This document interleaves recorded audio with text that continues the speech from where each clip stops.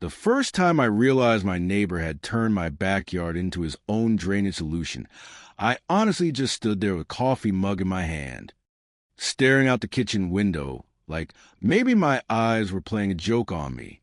There are a lot of rude things a person can do without ever raising their voice, but pointing a pipe at your yard and acting like nature did it by accident, that takes a special kind of nerve. And I'll tell you something, you learn a lot about people when they fix their problem by quietly shipping it over your fence. At first, I told myself it was nothing. We'd had a rough stretch of summer storms, the kind that come down hard, flood everything for 10 minutes, then leave behind bright blue sky like none of it happened. So when I noticed a puddle forming near the back fence, I shrugged it off. Just wet ground. I figured, bad weather catching up with the yard. Then the next storm came, and that puddle came back in the exact same spot. Only this time it stayed longer. By the third storm, it stopped looking like bad luck and started looking like a pattern. The grass there had gone soft under my boots, almost spongy, and that's when I finally looked up and really paid attention to the house behind mine. That place had been under renovation for a while. Contractor trucks, noise, fresh landscaping, a brand new patio, all the usual stuff I'd ignored because it wasn't my business. But once I looked closely, I saw the pipe, long, white, sticking out from the back of their house, and angled down toward my yard like it had somewhere very specific to be. I tried to give them the benefit of the doubt. Maybe it was temporary. Maybe the contractor wasn't done. But then the next rain hit, and I saw the truth with my own eyes. I was in my kitchen, same coffee, same window, and that pipe came alive.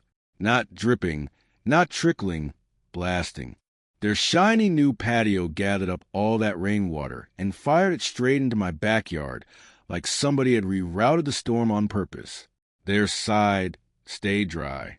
Mine turned into a sponge in minutes. The next morning, I walked over and kept it polite. I told the homeowner I thought his drainage setup was pushing water into my yard. He barely reacted, just said the contractor had installed it. It was standard, and besides, water flows downhill. Then he sent me to talk to the contractor, like the whole thing had nothing to do with him. So I called the contractor. He gave me one of those clean little answers people use when they know they're dumping a mess in your lap. He said their setup met code on their property, and once the water left their boundary, it was just surface flow. Surface flow. That phrase sat in my head like a bad smell. It sounded neat and harmless, but what it really meant was simple. They solved their problem, and now I got to live with it. After that, I stopped guessing and started documenting. Every time it rained, I filmed it. I recorded the water coming out of that pipe, the way it hit the ground, the way it spread and settled right at the low spot near my fence. I took photos, logged dates, tracked how long the yard stayed wet. At one point, I was standing out there in the rain like an idiot with my phone in one hand and mud sucking at my boots. But by then I knew this wasn't going away on its own. And then I did what everybody does when life gets petty enough. I sat down at my kitchen table and started reading city codes. Buried in all that legal language, I found the part that mattered. Natural runoff was one thing. Concentrated discharge was another. You could let water flow where gravity took it, but you couldn't collect it, direct it, and dump it straight onto your neighbor's property. That was the moment everything changed for me, because now I knew I wasn't imagining it. This wasn't weather. This was design. This was a choice. Still, I didn't file a complaint. I thought about it, sure, but I already knew how that road would go. Reports, inspections, emails, delays, weeks of frustration while my yard kept turning into a marsh. And somewhere in there I'd become that guy, the difficult neighbor with a folder full of evidence. So instead, I asked myself a different question. What if I didn't fight the water? What if I just redirected it?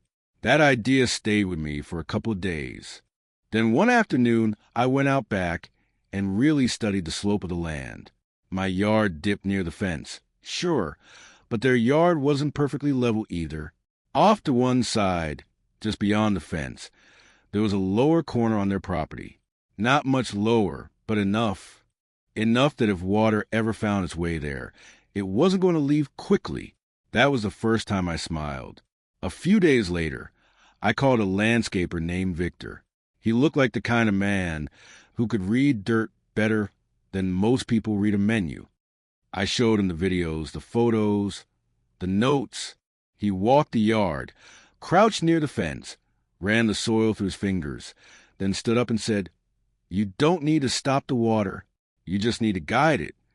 That was exactly what I needed to hear. Victor built a berm along the back edge of my yard. Nothing crazy, just a raised strip with stone edging and hardy plants, neat enough to look decorative, strong enough underneath to break the force of the water. I didn't say a word to my neighbor. Technically, I wasn't touching his property. I was just improving mine. Then the next storm came. I stood in my usual spot in the kitchen and waited. The rain hit, the gutters filled, and right on schedule that pipe started blasting again. Same force, same direction, same confidence as before. Only this time, when the water hit my yard, it met the berm. It didn't stop dramatically. It just lost its momentum. It flattened, spread sideways, and started moving along the fence instead of pouring into my lawn. And then, little by little, it followed the natural slope, right back toward the low corner of their yard. I just stood there watching, quiet as could be, no cheering, no grin, no speech, just relief. For the first time in weeks, my yard stayed dry. The next morning the grass felt firm under my feet again.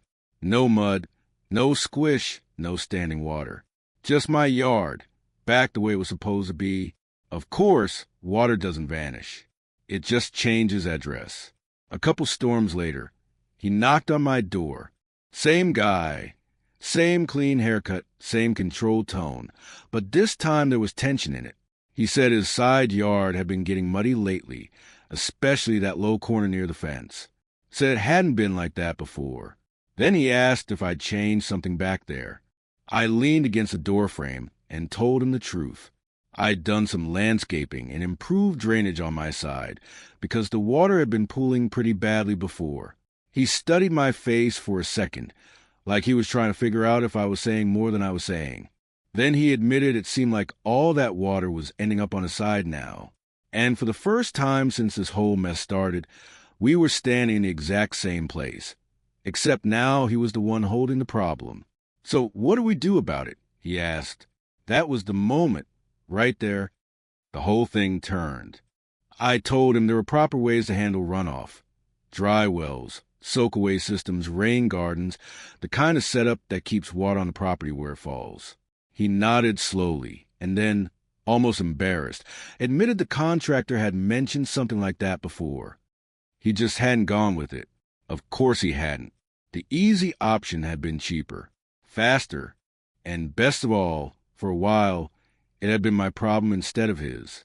I just looked at him and said, "Makes sense, until it doesn't." That landed. He stood there quiet for a moment, then said he'd take care of it. A week later, a new crew showed up at his house. Not the original contractor. These guys dug out part of the yard and installed a proper underground drainage system, the kind that actually handled the water instead of punting it over the fence.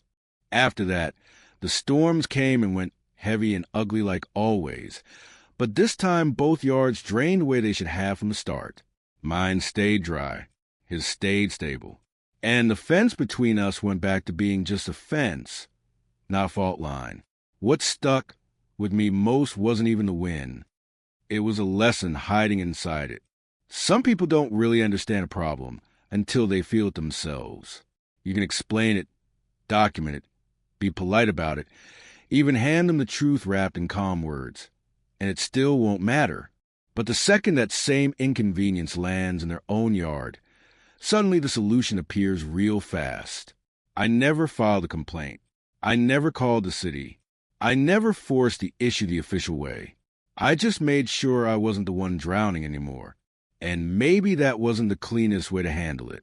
But I'd be lying if I said it didn't feel good watching karma arrive disguised as drainage. So I'm curious, Where do you think the line is?